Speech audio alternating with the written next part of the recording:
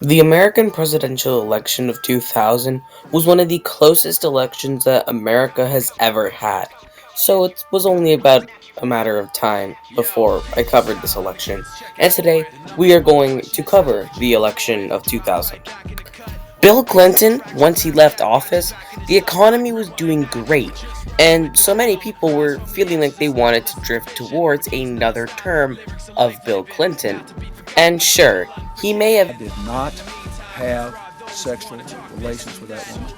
Yeah, despite all the scandals, the Democrats were confident that their choice of Bill Clinton's vice president, Al Gore, would be the correct choice to become the president.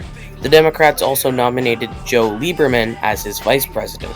The Republicans knew that if they wanted to get back into the White House, they're going to need a charismatic Reagan type feature. So they put Reagan's vice president's son as the presidential candidate, George W. Bush.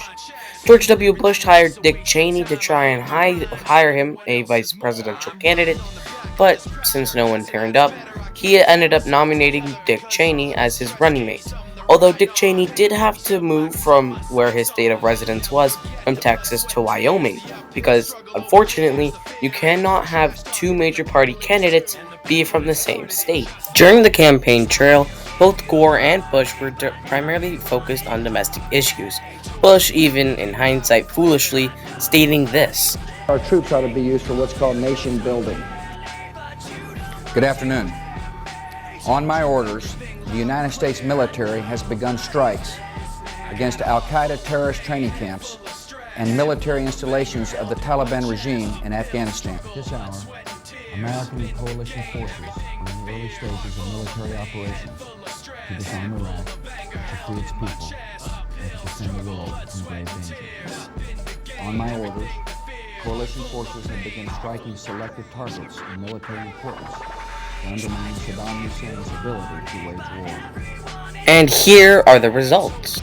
Well, at first, it looked like Al Gore won after getting over 300 electoral votes. But some people didn't think that was quite right. So, one particular state, the state of Florida, was brought into heavy questioning by George W. Bush and both by Al Gore. So, with a separation margin of 572 and a Supreme Court case, the winner with 271 electoral votes, with less votes than his opponent, would be George W. Bush. Something for better or for worse. Thank you guys so much for watching. Please leave a like if you enjoyed and subscribe to the channel. Peace.